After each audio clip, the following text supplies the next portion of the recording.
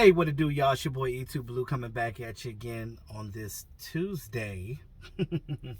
On the work grind right now in the work truck. Just want to take a quick break to talk to you guys for a minute. Now, look, um, we know this is a big week.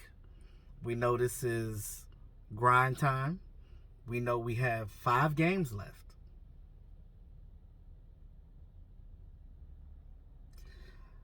Play at Washington this weekend here in the DMV. Go to the Giants the next week after that. Then Washington comes to the Cowboys after that. So you almost playing them almost back to back. So it's almost like a revenge game. So hopefully we get both of those W's from the Washington team so they can shut up. Because I don't want to hear nothing out their mouth. You feel me? You feel me? Then we go play the Cardinals after that. That's the only team outside of the division that we play. The Cardinals, that's going to be a 1 o'clock game. I think so. And then then you end the season with the Eagles. Now, hopefully by the time you play the Eagles, there's nothing to play for. You done already clinched the division. You could rest Zeke. You could rest some of your guys that don't need to play.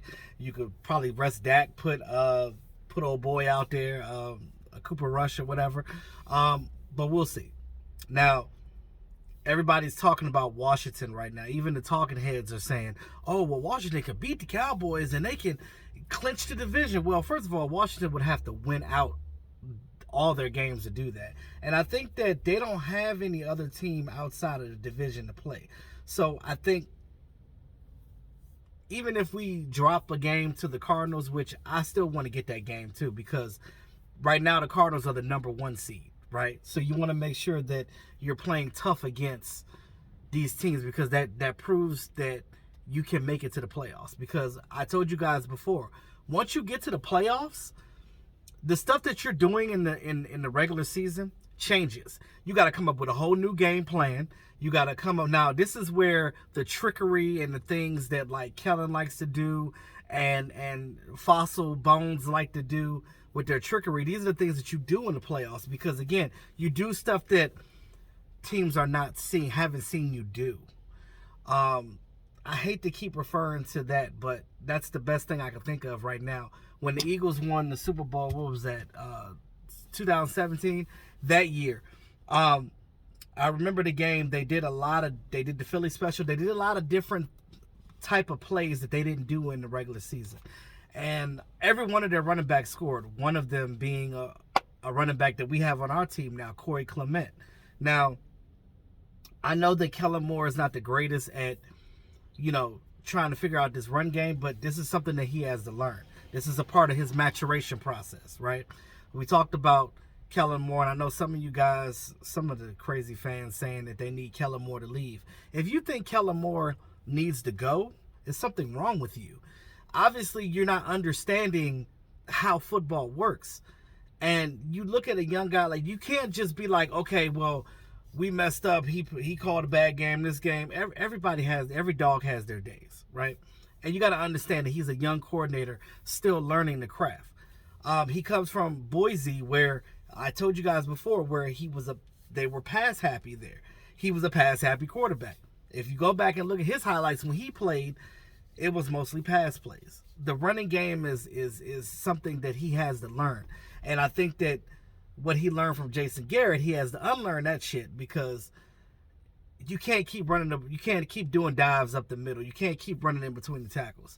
Our bread and butter is on our ends. We know that Tyron Smith is great. We know that Lyle Collins is good at what he does. So you run outside. What did we do when we ran outside? I told you guys before. That's what Tony Pollard did and got that 50-yard game for a touchdown. If Zeke's not playing the greatest right now because of his knee contusion, what they need to do is only play him on third down or when they need to grind some yards. That's what you use him for. Any other time, use Tony Pollard and get Corey Clement in there. I said that Corey Clement was one of the key guys that helped the Eagles win the Super Bowl that year. So the Eagles know how to use their running backs. They're really good. I have to give them credit, right? The Eagles are good at their ground game. they know how to screen their guys. They know how to put their guys on bootlegs and wheel routes and things of that nature. They know how to do that with their run game. And the Cowboys are predicated on that too. Outside of Zeke Elliott being a bruising back, you look at Tony Pollard and you look at Corey Clement. Both of those guys are shifty scat backs, right? They're bomb at the screen game. Utilize more of that, do more RPO, and get back to what we're good at. Because we said before, as a football team, you're only good as your personnel, correct? Your personnel, you have to play to the strengths of your personnel. If you're not coaching to the strengths of your personnel, then you're not coaching the right way, and you're not putting your players in a good position to win, period. And then if that's the case, then you don't deserve to go to the playoffs. Now,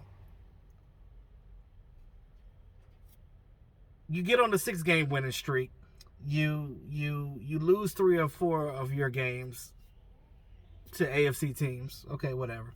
It's another conference that's unfamiliar to you. Okay, you won every single one of your NFC games except for Tampa Bay week 1, and that's when you played them at their strongest. And Tampa Bay is not the same Tampa Bay as they were in the beginning of the season. Now, they did get Gronkowski back, so that helps them. But when you get to the playoffs, I don't want to hear nobody say, oh, I don't want to play this team. We need to get this seed so we can bypass this team. No, you can't play scared like that.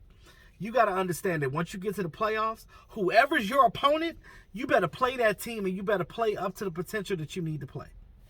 Now, if I had to say, and I know that sounds contradictory, but if I had to say there's a team I don't want to see in the playoffs, it's the Green Bay Packers. And that's only because it's 2 reasons. One, I always feel like the Packers have our number.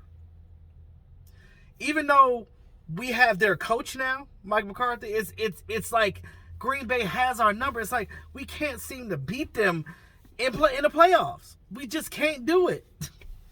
Then you get the weather element. We're in December. You don't want to go to Green Bay in December. Just like with the Bills on the AFC side. I'm pretty sure the AFC teams don't want to go to the Bills. If y'all seen that game last night, you know what I mean. It was snowballing out there. It was like hail, ice out there hitting people. So they was getting 2-pieced out on the field. Thank God they had their helmets on, right? But again, as I digress, when you get to the playoffs, you got to nut up. You got to man up. Whatever team is in front of you, you better play the best of your ability, or you gone, or you one and done. So Cowboys just got to do their part right now. You got Washington, you got the Giants, you got Washington again, you got the Cardinals, you got the Eagles.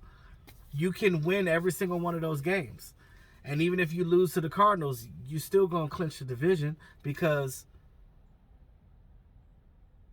Washington is still gonna be behind you, because at that point if you won every game except for the Cardinals, you done swept the division.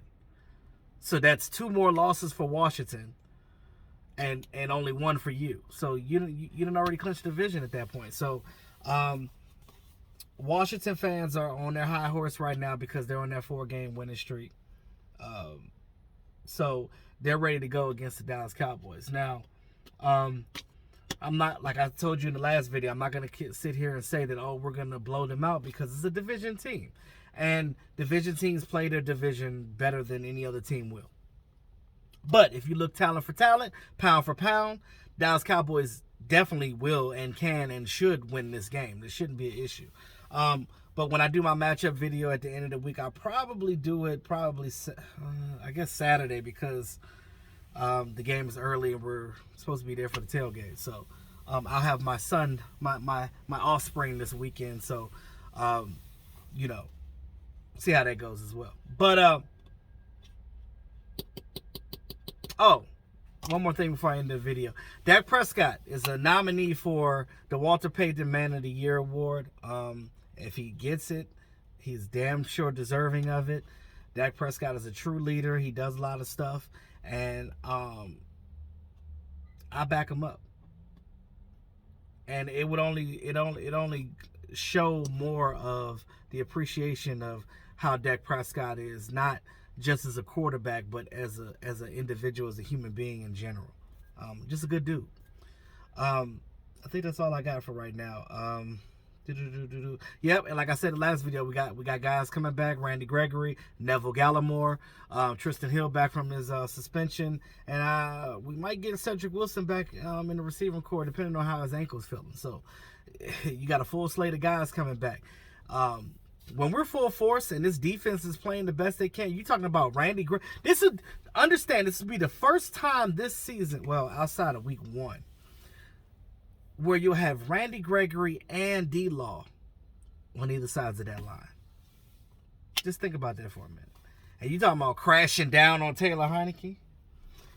Oh, it's going to be some forced fumbles out there. Damn sure believe that. But in the meantime, between time, like, share, comment, subscribe to the channel. Let everybody know who E2 Blue is, because I'm here, baby.